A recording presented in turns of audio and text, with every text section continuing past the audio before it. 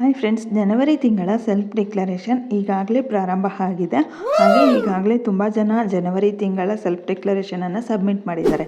ಆದರೆ ಇನ್ನೂ ಕೆಲವರಿಗೆ ಇಲ್ಲಿ ಸೆಲ್ಫ್ ಡಿಕ್ಲರೇಷನ್ನ ಸಬ್ಮಿಟ್ ಮಾಡೋದಕ್ಕೆ ಆಗ್ತಾ ಇಲ್ಲ. ಹಾಗಾದರೆ ಸೆಲ್ಫ್ ಡಿಕ್ಲರೇಷನನ್ನು ಯಾವ ರೀತಿ ಸಬ್ಮಿಟ್ ಮಾಡಬೇಕು, ಹಾಗೆ ತುಂಬ ಜನಕ್ಕೆ ಇರುವಂತಹ ಡೌಟು ಯಾವ ಒಂದು ಮಾರ್ಕ್ಸನ್ನು ಎಂಟ್ರಿ ಮಾಡಬೇಕು, ಟಾಪ್ 3 ಸಬ್ಜೆಕ್ಟ್ಸ್ ಅಂದರೆ ಆಲ್ ಸೆಮ್ಮು ಕನ್ಸಿಡರ್ ಮಾಡಬೇಕಾ, ಯಾವುದಾದ್ರೂ ಒಂದು ಸೆಮ್ ಟಾಪ್ 3 ಸಬ್ಜೆಕ್ಟ್ಸ್ ಕನ್ಸಿಡರ್ ಮಾಡಬೇಕಾ, ಈ ಒಂದು ಮಾರ್ಕ್ಸನ್ನು ಹೇಗೆ ಎಂಟ್ರಿ ಮಾಡಬೇಕು ಅಂತ ತುಂಬ ಜನ ಕಮೆಂಟ್ ಮಾಡ್ತಾ ಇದ್ದೀರಾ. ಈ ಒಂದು ವಿಡಿಯೋ ಮೂಲಕ ಮಾರ್ಕ್ಸನ್ನು ಕರೆಕ್ಟಾಗಿ ಯಾವ ರೀತಿ ಎಂಟ್ರಿ ಮಾಡೋದು, ನೆಕ್ಸ್ಟ್ ಬಂದು ಸೆಲ್ಫ್ ಡಿಕ್ಲರೇಷನಲ್ಲಿ ಡೀಟೇಲ್ಸ್ ಫೆಚ್ ಆಗದೆ ಇರೋದಕ್ಕೆ ರೀಸನ್ ಏನು, ಎಲ್ಲದರ ಬಗ್ಗೆ ಈ ವಿಡಿಯೋ ಮೂಲಕ ತಿಳಿಸ್ತಾ ಹೋಗ್ತೀನಿ. ವಿಡಿಯೋನ ಎಲ್ಲೂ ಸ್ಕಿಪ್ ಮಾಡದೆ ಎಂಡ್ವರೆಗೂ ನೋಡಿ. ನೆಕ್ಸ್ಟ್ ಈ ಒಂದು ಯುವ ನಿಧಿ ಯೋಜನೆಯಲ್ಲಿ ನೆಕ್ಸ್ಟ್ ಇರುವಂತಹ ನಿಮಗೆ ಡೌಟ್ ಯಾವುದು ಅಂತ ಕಮೆಂಟ್ ಬಾಕ್ಸ್ನಲ್ಲಿ ಕಮೆಂಟ್ ಮಾಡಿ. ಯಾವ ಒಂದು ಕಮೆಂಟ್ಸಿಗೆ ಹೆಚ್ಚು ಲೈಕ್ಸ್ ಬಂದಿರುತ್ತೋ ಆ ಒಂದು ಟಾಪಿಕ್ ಬಗ್ಗೆ ನೆಕ್ಸ್ಟ್ ವಿಡಿಯೋದಲ್ಲಿ ತಿಳಿಸ್ತಾ ಹೋಗ್ತೀನಿ. ಹಾಗೆ ಯಾರಾದರೂ ಇದೆ ಫಸ್ಟ್ ನನ್ನ ಚಾನಲನ್ನು ನೋಡ್ತಾ ಇದ್ರೆ ಈಗಲೇ ಸಬ್ಸ್ಕ್ರೈಬ್ ಮಾಡಿ, ಈ ವಿಡಿಯೋಗೆ ಒಂದು ಲೈಕ್ ಮಾಡಿ, ಈ ವಿಡಿಯೋನ ಆದಷ್ಟು ಬೇರೆಯವರಿಗೂ ಸಹ ಶೇರ್ ಮಾಡಿ. ಮೊದಲನೇದಾಗಿ ಸೆಲ್ಫ್ ಡಿಕ್ಲರೇಷನ್ ಪೇಜನ್ನು ಓಪನ್ ಮಾಡಿ. ಇಲ್ಲಿ ಫಸ್ಟ್ ಆಪ್ಷನ್ನು ಆಧಾರ್ ಅಥೆಂಟಿಕೇಶನ್ ಅಂತ ಇದೆ. ಈ ಒಂದು ಆಧಾರ್ ಅಥೆಂಟಿಕೇಶನ್ ಆಪ್ಷನ್ ಮೇಲೆ ಕ್ಲಿಕ್ ಮಾಡಿ. ನೆಕ್ಸ್ಟ್ ನಿಮಗೆ ಈ ರೀತಿ ಪೇಜು ಓಪನ್ ಆಗುತ್ತೆ. ಆಧಾರ್ ಡೀಟೇಲ್ಸಿಂದು ಇಲ್ಲಿ ನಿಮ್ಮ ಆಧಾರ್ ನಂಬರನ್ನು ಎಂಟ್ರಿ ಮಾಡಬೇಕು. ಆಧಾರ್ ನಂಬರನ್ನು ಎಂಟ್ರಿ ಮಾಡಿದ್ಮೇಲೆ ಇಲ್ಲಿ ಚೆಕ್ ಬಾಕ್ಸ್ ಇರುತ್ತೆ, ಒಂದು ಚೆಕ್ ಬಾಕ್ಸ್ ಮೇಲೆ ಕ್ಲಿಕ್ ಮಾಡಿ. ನೆಕ್ಸ್ಟ್ ನೀವು ಇಲ್ಲಿ OTP ಅಂತ ಸೆಲೆಕ್ಟ್ ಮಾಡಿ. OTP ಜನರೇಟ್ OTP ಅಂತ ಕೊಟ್ರಿ ಅಂದರೆ ನಿಮ್ಮ ಆಧಾರ್ಗೆ ಲಿಂಕ್ ಆಗಿರುವ ಮೊಬೈಲ್ ನಂಬರಿಗೆ ಒಂದು OTP ಬರುತ್ತೆ. ಆ OTPಯನ್ನು ಎಂಟ್ರಿ ಮಾಡಿ ಸಬ್ಮಿಟ್ ಕೊಡಬೇಕು. ಸಬ್ಮಿಟ್ ಕೊಟ್ಟ ಮೇಲೆ ನೆಕ್ಸ್ಟ್ ನಿಮಗೆ ಆಟೋಮೆಟಿಕ್ಕಾಗಿ ಈ ಒಂದು ಯುವ ನಿಧಿ ಪೇಜು ಓಪನ್ ಆಗುತ್ತೆ ಸೆಲ್ಫ್ ಡಿಕ್ಲರೇಷನ್ದು. ಇಲ್ಲಿ ಗೆಟ್ ಆಧಾರ್ ಡೀಟೇಲ್ಸ್ ಮೇಲೆ ಕ್ಲಿಕ್ ಮಾಡಿದ್ರೆ ಇಲ್ಲಿ ನಿಮ್ಮ ಡೀಟೇಲ್ಸ್ ಎಲ್ಲನೂ ಸಹ ಆಟೋಮೆಟಿಕ್ಕಾಗಿ ಫೆಚ್ ಆಗುತ್ತೆ. ಇನ್ನು ಕೆಲವರಿಗೆ ಇಲ್ಲಿ ಡೀಟೇಲ್ಸ್ ಇನ್ನೂ ಫೆಚ್ ಆಗ್ತಾ ಇಲ್ಲ ಅಂತ ಹೇಳ್ತಾ ಇದ್ದೀರಾ. ಅಂಥವರು ಇನ್ನೂ ಸ್ವಲ್ಪ ದಿನ ವೆಯ್ಟ್ ಮಾಡಿ, ಇನ್ನೊಂದು 2 ಡೇಸ್ ವೆಯ್ಟ್ ಮಾಡಿ, ಆಮೇಲೆ ನೀವು ಸೆಲ್ಫ್ ಡಿಕ್ಲರೇಷನನ್ನು ಸಬ್ಮಿಟ್ ಮಾಡ್ಬೋದು. ಯಾಕೆ ಅಂತ ಅಂದರೆ ಈಗ ಒಂದು ಸ್ವಲ್ಪ ಟೆಕ್ನಿಕಲ್ ಇಶ್ಯೂ ಇರೋದ್ರಿಂದ ಈ ರೀತಿ ಪ್ರಾಬ್ಲಮ್ ಕ್ರಿಯೇಟ್ ಆಗ್ತಾ ಇದೆ ಅಂತ ಯುವ ನಿಧಿ ಡಿಪಾರ್ಟ್ಮೆಂಟ್ ಅವರು ಅಪ್ಡೇಟನ್ನು ತಿಳಿಸ್ತಾ ಇದ್ದಾರೆ. ನೆಕ್ಸ್ಟ್ ಯಾವ ಕೋರ್ಸಿನ ಮಾರ್ಕ್ಸನ್ನು ಎಂಟ್ರಿ ಮಾಡಬೇಕು, ಅಪ್ಲಿಕೇಶನ್ ಹಾಕಬೇಕಾದ್ರೆ ಯಾವ ಕೋರ್ಸ್ ಬೇಸ್ ಮೇಲೆ ನೀವು ಅಪ್ಲಿಕೇಶನ್ ಹಾಕಿರ್ತೀರೋ ಆ ಒಂದು ಕೋರ್ಸ್ ಮಾರ್ಕ್ಸನ್ನು ಎಂಟ್ರಿ ಮಾಡಿ. ಅಥವಾ ನಿಮಗೆ ಆ ಕೋರ್ಸ್ ಯಾವುದು ಅಂತ ಗೊತ್ತಿಲ್ಲ ಅಂತ ಅಂದರೆ ಸೆಲ್ಫ್ ಡಿಕ್ಲರೇಷನ್ ಪೇಜ್ಗೆ ಬಂದಮೇಲೆ ಗೆಟ್ ಆಧಾರ್ ಡೀಟೇಲ್ಸ್ ಕೊಟ್ಟ ಮೇಲೆ ಅಲ್ಲಿ ನಿಮಗೆ ಯಾವ ಕೋರ್ಸ್ ನಿಮ್ಮದು ಅಂತ ಬರುತ್ತೆ ನೋಡಿ, UGನ PGನ 10th ಅಂತ, ಆ ಒಂದು ಕೋರ್ಸ್ನ ಮಾರ್ಕ್ಸನ್ನು ಎಂಟ್ರಿ ಮಾಡಿ.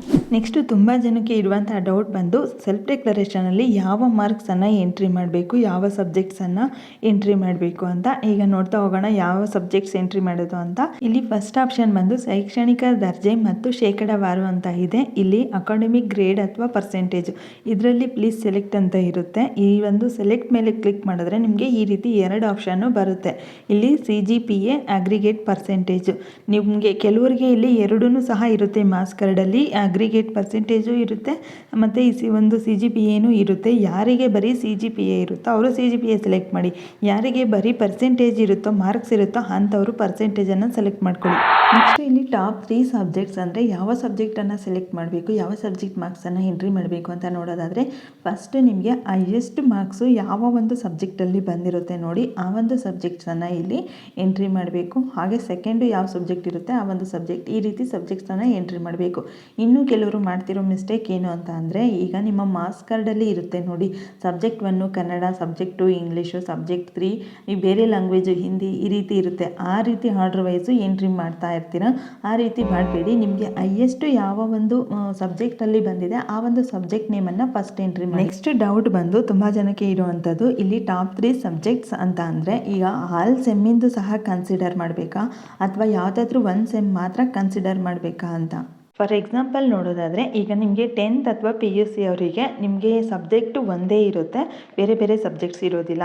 ಆದರೆ ಈಗ ನೀವು ಬೇರೆ ಒಂದು ITI ಆಗಿರ್ಬೋದು, ಡಿಪ್ಲೊಮೊ ಆಗಿರ್ಬೋದು ಅಥವಾ ಬೇರೆ ಕೋರ್ಸು ನೀವು ನೋಡೋದಾದರೆ ಡಿಗ್ರಿ ಅಥವಾ UG ಮಾಡಿರೋರು ಈ ರೀತಿ ನೋಡೋದಾದರೆ ನಿಮಗೆ ಫಸ್ಟ್ ಸೆಮ್ಮಲ್ಲಿ ಇರೋ ಸಬ್ಜೆಕ್ಟು ಕೆಲವರಿಗೆ ಸೆಕೆಂಡ್ ಸೆಮ್ಮಲ್ಲಿ ಇರೋದಿಲ್ಲ, ಸೆಕೆಂಡ್ ಸೆಮ್ಮಲ್ಲಿ ಇರೋ ಸಬ್ಜೆಕ್ಟು ಥರ್ಡ್ ಸೆಮ್ಮಲ್ಲಿ ಇರೋದಿಲ್ಲ.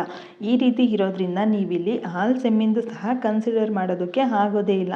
ಹಾಗಾಗಿ ನಿಮಗೆ ಯಾವ ಒಂದು ಸೆಮ್ಮಲ್ಲಿ ಲಾಸ್ಟ್ ಸೆಮ್ ಆಗಿರಲಿ, ಫಸ್ಟ್ ಸೆಮ್ ಆಗಿರಲಿ, ಯಾವುದಾದ್ರೂ ಸೆಮ್ ಆಗಿರಲಿ, ನಿಮಗೆ ಯಾವ ಸೆಮ್ಮಲ್ಲಿ ಹೈಯೆಸ್ಟ್ ಮಾರ್ಕ್ಸ್ ಬಂದಿದೆ ಅನಿಸುತ್ತೋ ಆ ಒಂದು ಸೆಮ್ ಮಾರ್ಕ್ಸನ್ನು ಎಂಟ್ರಿ ಮಾಡಿ. ಇಲ್ಲಿ ಕರೆಕ್ಟಾಗಿ ಸಬ್ಜೆಕ್ಟ್ ನೇಮ್ ಇರೋ ಹತ್ರ ನಿಮ್ಮ ಸಬ್ಜೆಕ್ಟ್ ನೇಮನ್ನೇ ಎಂಟ್ರಿ ಮಾಡಿ, ಸಬ್ಜೆಕ್ಟ್ ಮಾರ್ಕ್ಸ್ ಇರೋ ಹತ್ರ ಯಾವುದಾದ್ರೂ ಒಂದು ಸೆಮ್ಮಿಂದು ಹೈಯೆಸ್ಟ್ ಮಾರ್ಕ್ಸನ್ನು ಎಂಟ್ರಿ ಮಾಡಿ.